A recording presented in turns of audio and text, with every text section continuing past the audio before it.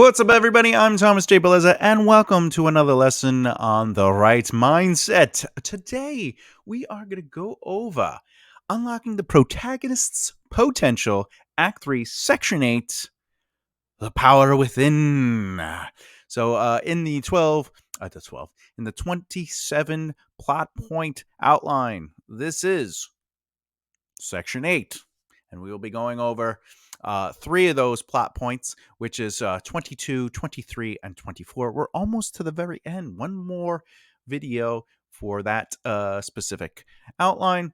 And we'll recap what's in Section 8 so you can go, hey, I remember watching the other 7 videos. Where are we now? Or I think this is video 9, so the other 8 videos, right?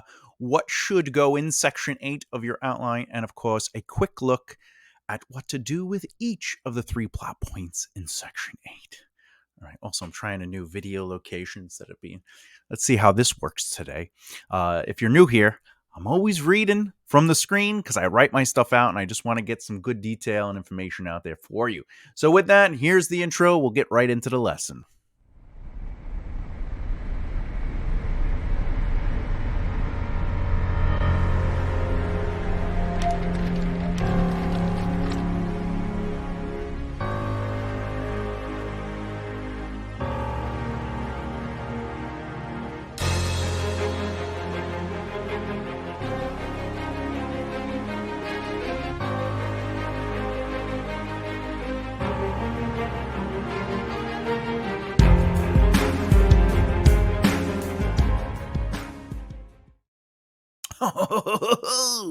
Let's get into it. Before everything, I always say it, if you're new at writing or you've been doing it for quite some time, maybe you're an author or a screenwriter, we go over the lessons about the craft of writing, analyzing, and reviewing storytelling, and of course, we have interviews with fellow writers. So please subscribe, and remember to hit the bell icon so you don't miss out. Let's get right into the recap, shall we? Boom, a recap. Now, Act 3, Section 8, okay? There are 3 main plot points in this section, and they are 22, 23, and 24. Now, 22 is called Having Hit Rock Bottom. The protagonist remembers their desire to succeed and find the power within. All right? So, plot point 23 is after deciding they can do it, the protagonist takes action. This is also known as action to rally. And 24 is the converge, or power within. This is basically leading to the final battle. This plot point is simplified as the converge. And basically, in this moment, all the subplots sort of get kind of cleaned up in this moment. They don't always have to, but they usually do. And everything is pointing to what's the final battle, so we can focus on that. And remember, the final battle does not have to be a big war. It doesn't actually have to be a fight. It could be an emotional thing. It could be self-preservation. It could be saving their job. It could be whatever, finally getting the kids back. It could be anything like that. But as always, we've been working on the Shawshank Redemption 27 plot point outline. So we're going to explore that. Let's pop that on the screen. Boop. So this is Shawshank Redemption. Let's give a little look-see, all right? As you can see, 22, okay? Oh, this is Act 3, Section 8. The protagonist finds power within. The first plot point that we're going to look at is having hit rock bottom. The protagonist remembers their desire to succeed, finds power within. So in this moment of the movie, if you're looking at the screenplay, you'll see that the amazing scene where Andy has a talk with Red about get busy living or get busy dying, right? This is where Andy gives Red the story about the tree, basically seeding, no pun intended, what's to come, and comes to terms with his past, his life before Shawshank, and he takes accountability. So he's getting ready to take action, but he hasn't taken it yet. He's just like setting the world up to be like, you know what? I got to do what I got to do. Now, Red's subplot is being presented so it could come to a conclusion. It's setting up his arc to accept hope and find the peace inside him to be set free on parole finally. He's still fighting with the idea that he is indeed institutionalized. But is he? Is he? Is he? Well, that leads us to plot point 23. After deciding they can do it, the protagonist takes action. This usually is taking a physical action. If you're trying to, you're like, you know what, I'm going to win the girl back or win the guy back. I'm going to finally get my kids back. I'm going to get that promotion I always wanted. Or it could just be literally like, I'm going to beat the hell out of the bad person. All right. But in this situation, Andy asks Haywood for rope. Tonight's the night. Now, remember, they decide to take action doesn't necessarily mean that we're seeing them actually take the action. It's them in the act of choosing and doing what's needed to take action. So in the sense of they're going to get their kids, they maybe during this section of a story, you might see them getting, or the person, you know, uh restructuring their life. They reorganize. They get a nicer apartment. They clean up the apartment. They get a better job. Whatever the case may be. They go to their therapy or anger management. Whatever it is to get their kids right. Or they walk into and they hire a lawyer, right? And that's going to lead to the final battle. Okay, whatever the case may be. But in this situation, Andy asks Haywood for rope. Tonight's the night he's going to make a move. Andy switches the books with all the real information and places the fake information into the safe. He's asked to shine the warden's shoes. So he's preparing the final battle. Okay, he's preparing for it. He's getting all his ducks in a row, and he's about to, because he's already decided to take the action. So he has to set up everything so he can take the action in the final battle. But right now, this is leading to the final battle. Now, keep in mind, the information, the books, the switching of the books. Remember, he's keeping the track of all the money, and he has to shine the warden's shoes. The reason why this is setting up the final battle is because what is Andy's final battle?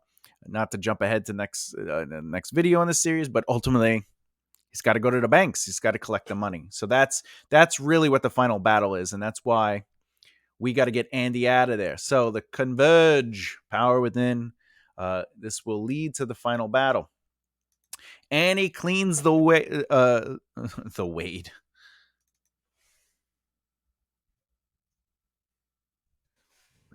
Shoes. Andy cleans the warden's shoes and heads back to his cell. He pulls out the rope, and the rain begins with thunder and lightning. We don't see it yet, but this is when Andy breaks free from his cell and escapes, taking him to the bank the next morning and cleaning out the warden, which, by the way, would be the final battle. Right? We don't actually get to see the final battle until Red learns that Andy escaped, right? And technically, this story is almost told, like the ending of the story is almost told through Red having reconnected with Andy and learning the truth. But anyway, Red had the longest night of his life, believing the worst was about to happen. So, it's all coming together. Anyway, that's what Shawshank Redemption looks like. All right. Which brings us to, and this is what should go in Act 3, Section 8. So we sort of took a look at what Shawshank Redemption looks like, but how about for us personally? Like if we're writing our story, what would it look like? Well, in this section, you are exploring your protagonist in a way that will lead them to find the resolve within themselves to overcome their challenges set by the darkest point in plot point 21 or section 7.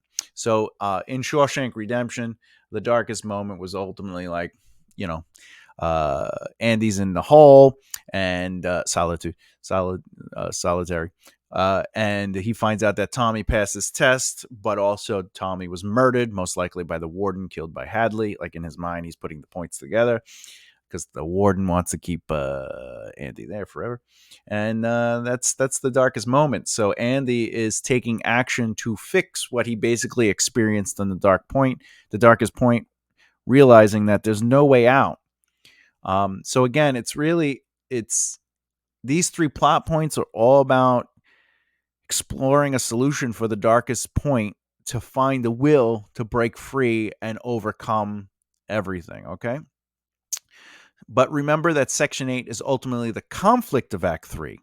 So this means that over the next 3 plot points of 22, 23, 24, your protagonist is going to work to not only find the power within to overcome their challenges, but set up a plan to take action in the next section, section 9, which that action will lead to the final battle, right? So in plot point 22, you will be setting up section 8 by letting your protagonist discover their power within. That's why this section is known as the setup.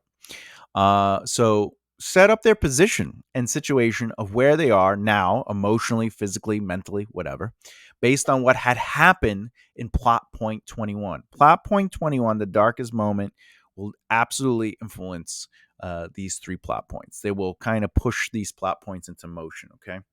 Because they hit their darkest point. They either will succumb to the darkness or they will do something to break free from it, right?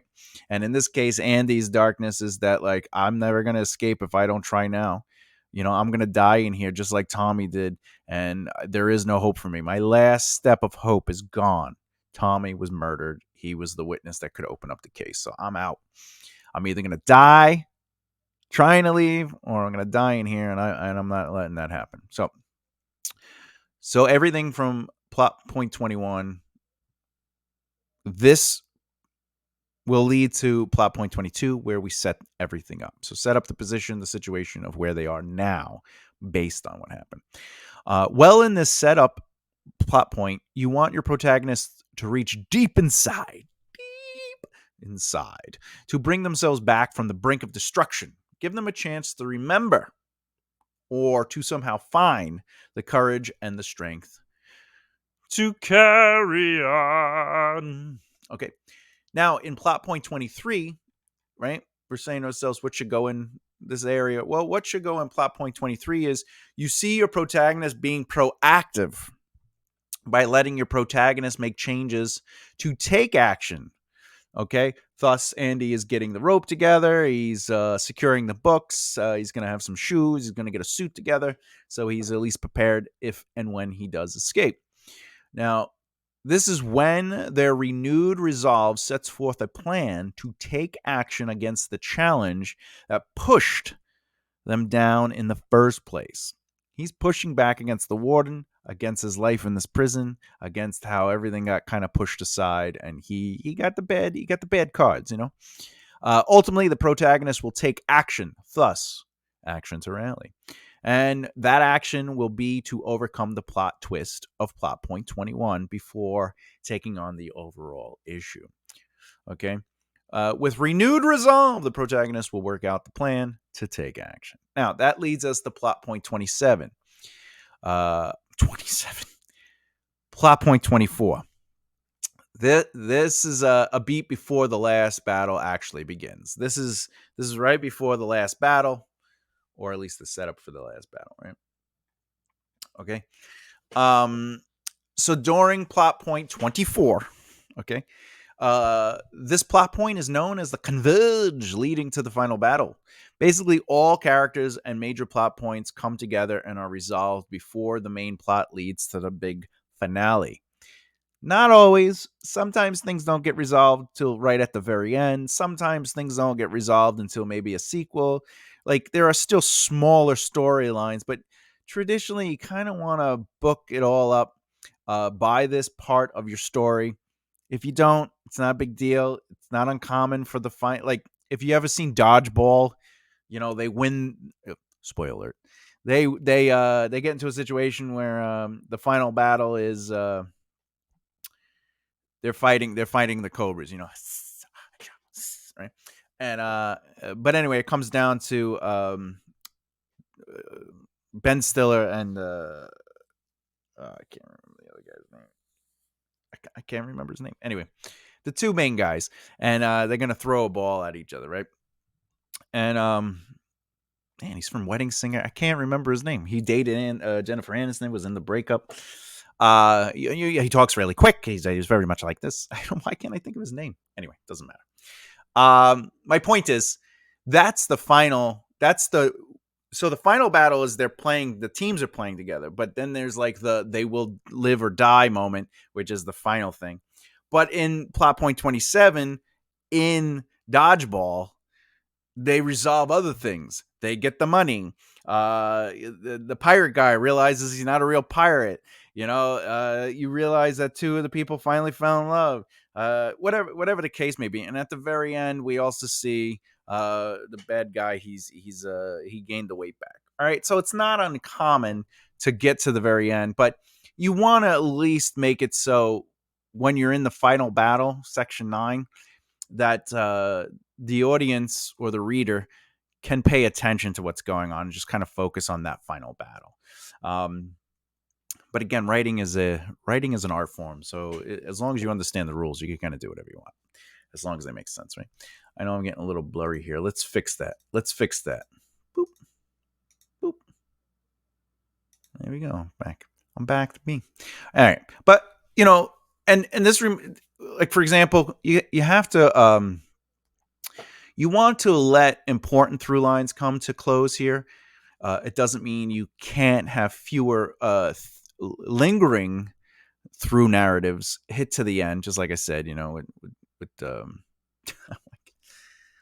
give me a second. Who is the lead in Dodgeball? If I can't remember. Oh, Vince Vaughn. Why? Jesus, I hate when that happens. Gives me a headache. Anyway, but keep in mind that in a saga or multi-novel series, very small seeds of narratives can get to the end of the novel and not technically be resolved. However, I would recommend that during this novel or whatever novel you're on, allow it to have a resolve, but it doesn't have to be resolved. Meaning, let's say I have a character and it's their journey to faith. Okay, they're I don't know, they're a priest, and their life, they feel their calling is to a god, And in the first book, maybe it's about them trying to connect with that faith, and at the end of the novel, they finally connect with the faith. But in the second book, maybe it's their journey to become a priest. And then at the end of the book, they become a priest. And then the third book is them being a priest and being challenged to see if they were truly destined to be a priest, if this is the world they want to live in. Keeping the faith is a great example of those three kind of story arcs kind of like smushed into one, where the priest, spoiler alert, is in love with the female protagonist, who is a childhood friend, and they're questioning, do I want to be a priest or do I want to be in love and have marriage and blah blah blah, right? So that's, you can do that. You can take a storyline and be like, you know what? I have more than one book, so why don't I focus on this narrative for that character as a subplot, but I'll conclude that subplot by the end of this book, but then I'll explore the next part of that subplot. And you're allowed to do that. That's the great part about being a creative writer, And another example for romance writers out there, if the romance narrative can keep going through all the novels, but each novel would have a complete arc. So novel 1 might be them ending up together. So it's just their journey to be in a relationship. The second novel might be them trying to make it work as a relationship. And novel 3 might be them either committed to forever or it didn't work out. Novel 4 might see them get back together or become enemies. Novel 5 may see them realize they still love each other. Like, it's whatever you want it to be. Okay. So let's do a quick overview of each plot point and how it should feel. We're gonna do this one first. So this is plot point 22. Having hit rock bottom, the protagonist remembers their desire to succeed, and they find the power within. I'm gonna use Hunger Games. If you study the 27 chapter outline, which is the version that I took, and then I just kind of changed it up a little bit. I added my touch to it. I look at them as plot points, not necessarily chapters. And even though there's an act 1, an act 2, and an act 3, I look at them as just plot points that need to be hit in a story. And you could either hit each plot point in a chapter, you get multiple plot points in a chapter. You can play around with a plot point with 1, 2, 3, 4, or 5 chapters. Whatever your story needs you to do, however you want to play with it, do whatever you want. Um, but the Hunger Games is one of the stories that is presented with the 27 chapter outline. So I'm going to use that just in case anyone finds that online, and at least they can compare the notes, and it'll help you kind of understand just in general the 27 plot point outline. Okay. With that said, plot point 22, in Hunger Games, Katniss and Peeta both start to recover from their injuries. Their situation from plot point 21 had consequences, and that's being established here. We learn where they are, what needs to happen, and basically it's giving the reader a chance to catch up to everything, all the chaos, the darkest moment, etc. As they assess their situation, as in the characters assess their situation, the protagonist will realize that death can't be the end, or retreating, or giving up. They basically have no other option other than to go forward. So ultimately, they've come this far, they've survived, or maybe, even with the Katniss character, they know there is no going back. And they're like, you know what? I'm going to make things happen. By the way, in the movie Independence Day, this is ultimately when they're just like, well, we have the virus. We're gonna die anyway. This world's gonna blow up if we. This is our last hope. So why don't we get in the plane and go up there with the rocket and the virus, etc., etc. Right? We either win or they win. So that's our plan. We have created the plan. We're gonna do this, and that's the power within. Which brings us to plot point 23, deciding they can do it. And Katniss in the Hunger Games, they realize they are healed, but they also need food, etc. And they have to work together to keep on staying safe. So during this is the preparation. This is them getting supplies, trying to get supplies, trying to get their strength up, uniting, realizing they have something they can do, etc., etc. Okay. All right. What's going on here? All right. Which, okay. This is going to bring us to, okay. All right. And then let's do plot point 24. Let's do it.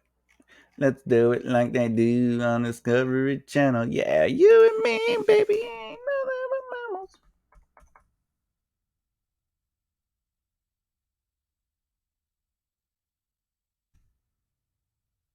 All right. My sheet got all messed up. Okay, so plot point 24 is the converge power within, leading to the final battle. So in the Hunger Games, all of the tributes are pushed towards the lake by the game makers for the final battle. All right, so this is the power. Everybody's kind of being, whatever they were doing is stopped, and the shields are shrinking down, and they're being forced to be sent in and be taken care of. Now, keep in mind, this is also when the star-crossed lovers act is cleaned up as Katniss and Peeta kiss. The storm ends, and the pair head out to hunt. However, we learn who is left in the game, and the situation has been shown. And what? This leads to the arena shrinking to force everybody to the center. All right. Okay, 1 second. Let's give you a nice crisp camera.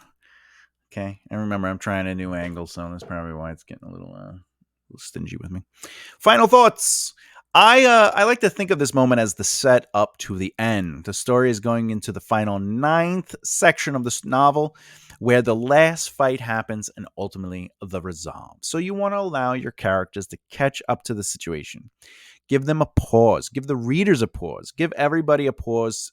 knowing that the chaos that has happened and is going to be just an intense moment leading after this. Okay, you want them to have a moment to work out what just happened. And as Section 8 unfolds, give them a chance to plan out your characters. Give your characters a chance to plan out the next part of their hopeful victory. This is where they take action to make everything come together. Now, before the story gets to the next section, allow plot point 24 to bring closure to a lot of the narrative threads that have been weaved. Give the story a chance to clean up all distractions before heading into the final 3 beats. But overall, remember that this section 8 is the on deck reality of your narrative. Your characters just went through hell and back, and now they are about to fight whatever form of the devil takes in the narrative, be it internal, external, etc. Their battle is waiting for them. All right. Next video in this series will focus on the final act in Act 3, Section 9. The protagonist fights and wins. Very straightforward. In that video, we will cover plot points 25, 26, and 27. Okay. Hey, questions. Do you have a favorite before the final battle moment in a story? Let me know in the comments below. And if you like what you have been watching and you haven't done so far already, please subscribe and hit the bell icon so you don't miss out. And as always, keep developing the right mindset. See you next time. Bye.